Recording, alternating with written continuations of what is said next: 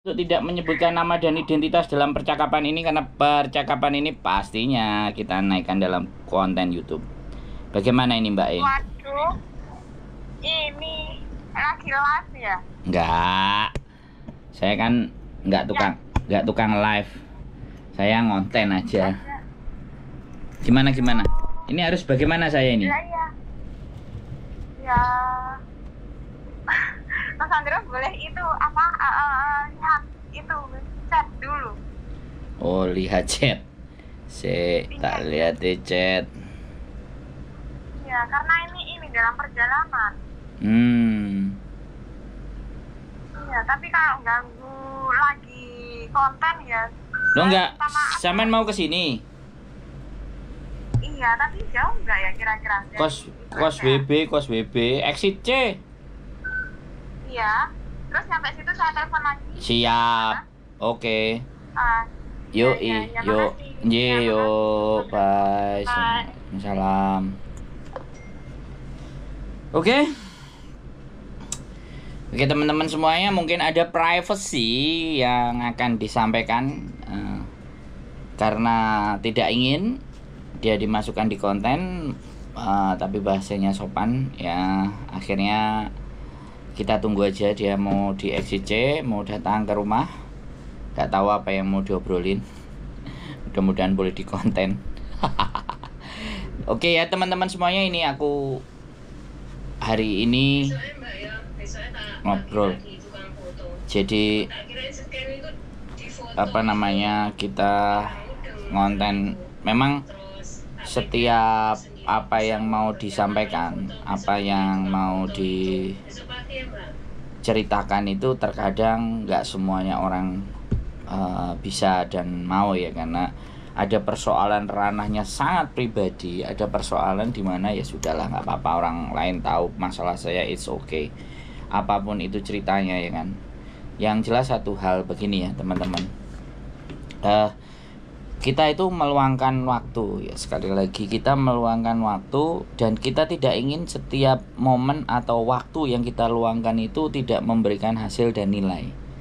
Nah ini makanya terkadang cara berpikir orang-orang itu ibaratnya gini, alah wong ngono ae kok ya tidak digawe bahan, alah wong ngono ae kok dingenekno diunggahno nang YouTube, alah wong ngono ae. Jadi saya cuman ingin begini loh, nggak apa-apa sampean semuanya berpikir kok mau ngono ae itu oke. Karena sekali lagi cara berpikir orang berbeda-beda. Tetapi hari-hari kemarin dan sebelumnya, kenapa banyaknya terjadi kasus, banyaknya terjadi persoalan masalah yang tidak terselesaikan? Karena sekali lagi untold story itu cerita yang tidak terungkap. Banyak cerita-cerita pilu, banyak cerita-cerita susah, dan banyak cerita-cerita di mana orang itu tidak mendapatkan solusi dan jawaban. Ya kan? Contohnya berbagai macam. Nah, penipuan itu dari segala bentuk, dari segala jurusan, dari segala modus apapun, ya kan? Itu selalu akan ada. Selalu akan muncul. Jadi seperti itu. Nah, untuk menghindari bermunculnya semakin banyak teman-teman yang ditipu, artinya kita itu mencoba menggambarkan sebenarnya kasus-kasus penipuan itu modusnya apa saja sih. Nah, terus bagaimana ketika cerita itu dari para sang korban, maka cerita itu bukan cerita yang dibuat-buat, tapi cerita itu kejadian nyata. Jadi tidak berdasarkan hanya data sekunder. Data sekunder itu misalnya kayak TV, koran. Itu saya bicara data sekunder. Kita datanya primer. Datanya adalah orang yang merasakan langsung. Nah, disitulah mungkin sebagian orang akan melihat halah. Tapi mungkin sebagian orang lagi menilai bahwa wah terima kasih ya, masukan buat kami yang belum terkena, mudah-mudahan lebih berhati-hati. Orang yang ada di tengah adalah orang yang apatis dan yang acuh, ya sudahlah, biarkanlah orang dia mau ngonten yang ngonten saja. Jadi ada berbagai karakter pertimbangan cara berpikir orang-orang seperti itu. Nah, untuk memulai bercerita itu butuh power ya, butuh waktu, butuh kekuatan, butuh pengetahuan. Tidak hanya sekedar hanya gini. Makanya akan muncul ya, kadang-kadang ada persepsi-persepsi bahwa di Hong Kong itu ada namanya organisator, orang-orang yang aktif di organisasi. Terus selama yang ngomong bukan orang yang ikut di organisasi, omongannya ndak pas, bukan pembela.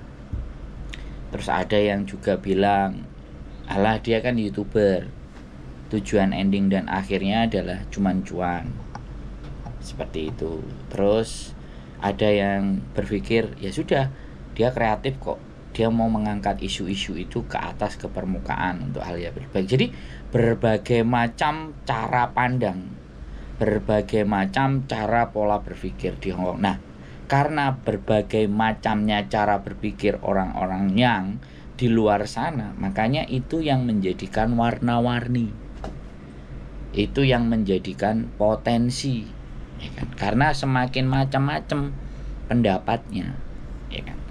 Ada yang sepakat, ada yang tidak, ada yang setuju, ada yang tidak, ada yang tak acuh, ada yang nggak peduli, ada yang sebah-bah no kono, jongkir walik HP ngonten, rakatene ndelok kontenmu. Itu kembali lagi bahwa majemuk ya. Ketika kalian sudah menampakkan diri kalian di sosial media, ya sudah, siapapun boleh mengomentari, siapapun boleh menghujat, siapapun boleh memberikan dukungan, siapapun boleh mencaci dan memaki, siapapun itu. Karena eranya hari ini eranya keterbukaan. Nah, disitulah makanya saya semakin hari kesini itu semakin ngerasa meriah. Dan saya menginginkan bermunculan para konten-konten kreator yang mau membuat versi dan bagaimana dirinya. Itu saya sepakat. Kalau dulu kita ngobrolinnya masak, dulu ngobrolinnya ngevlog, dulu ngobrolinnya bagaimana kehidupan Hong Kong. Sekarang obrolannya sudah berubah lagi. Sekarang obrolannya adalah mengangkat isu-isu. Sekarang obrolannya adalah masalah-masalah, ya kan? Sekarang obrolannya ide-ide kreatif. Nah ini yang terjadi perkembangan di dalam dunia persilatan yang semakin meriah. Benar, saya menunggu dan menanti banyak teman-teman yang punya talent untuk bisa ngomong, menurut saya loh ya, dan layak untuk berbicara, mewakili dirinya sendiri, bukan mewakili orang banyak, tapi mewakili dirinya sendiri. Karena era berbagi hari ini itu tidak hanya orang-orang yang punya materi, berkecukupan, orang pintar, berkemampuan, tapi justru orang-orang yang merasa tertindas, orang-orang yang merasa tidak percaya diri, orang-orang yang merasa bahwa dirinya tidak punya nilai. Itu di era-era hari ini itu semuanya bisa dijadikan nilai yang bisa dilihat banyak orang. Ya, saya ingin ya memang akan bermunculan YouTuber baru dengan tema-tema yang lebih baru lagi, membahas tentang hidup keluarganya mereka, membahas tentang bagaimana cara mendidiknya anak, itu spesifik. Jadi di situ akan menjadi sebuah kiblat bahwa di Hong Kong itu juga kaya akan YouTuber yang punya ide dan konsep. Nah, ya kan. Apalagi ini masa zamannya ini, tahunnya adalah tahun politik. Nah, ini sudah mulai panas dan ramai. Makanya kita sebelum itu datang, kita panasin sendiri dulu dengan materi-materinya teman-teman. Ada yang mau bernyanyi, ada yang mau berpuisi, ada yang mau berpantun, ada yang mau bersajak, ada yang mau bedah buku, ada yang mau membahas tentang kehidupan mereka dan keluarga. Bagaimana sih bisa tidak melanjutkan kontrak? Bagaimana sih menjalani kehidupan 20 tahun di Hong Kong? Bagaimana sih mengawali perjuangan di Hong Kong? Itu semuanya bisa dijadikan sebuah nilai. Kita lempar aja ke permukaan, kita lempar aja ke sosial media, kita akan menangkap respon-respon itu. Jadi bukan hanya di Indonesia sana, di Hong Kong sendiri akan ada iklim. Jadi yang dilihat nggak cuma orang itu, ini, enggak, tapi semuanya. Nah, itulah tujuan saya sebenarnya di awal dulu menggembor-gemborkan komunitas YouTuber Hong Kong. Jadi saya ingin kalian semuanya itu serius ya, di Hong Kong ini sinyal, nggak kayak di Indonesia. Saya di Indonesia upload 2 atau 3 aja setengah mampus, setengah hari, rasanya gerem aja mau pingin banting. Tapi begitu di sini 15 konten, 10 konten itu nguploadnya cuma 10 menit, 6 menit, 7 menit paling lama. 15 menit itu sudah sangat paling lama, karena memang kecepatan di sini hampir 700-800 Mbps. Dan itu luar biasa powerful. Makanya kenapa sih negara-negara yang bisa dianggap maju itu karena penyebaran informasinya itu sangat cepat. Informasi itu juga mendukung percepatan kondisi dan keadaan. Di kampung ini ada komoditi ini, di kampung ini membutuhkan komoditi ini, di kampung ini ada pabrik ini, di kampung itu ada pabrik itu. Jadi orang lebih banyak tahu, lebih banyak informasi yang naik ke permukaan, itu lebih banyak pada orang-orang, sehingga terkumpullah hasil silaturahim tadi. Kekurangan di satu tempat ditutupi dengan tempat lain, informasi satu tempat bisa dikonsumsi sama yang lain, maka itu akan terjadi sebuah pertukaran. Makanya kenapa dunia ini tidak diciptakan hanya ada cuma satu orang atau 2 orang.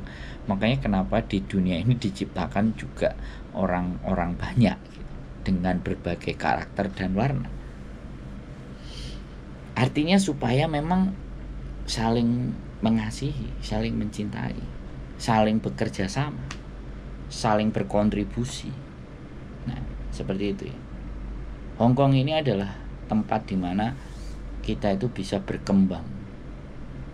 Tapi kembali lagi butuh effort yang besar untuk membuka jalan dan cara berpikir teman-teman semuanya, termasuk saya juga. Kita mau ngapain nih di Hong Kong? Di Hong Kong ada apa? Apa yang bisa saya perbuat selain saya hanya di rumahnya majikan berkarya?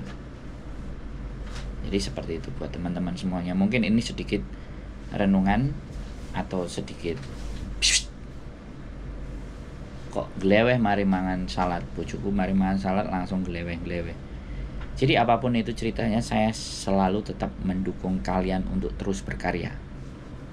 Terserah mau di sosial media model manapun, Facebook, YouTube.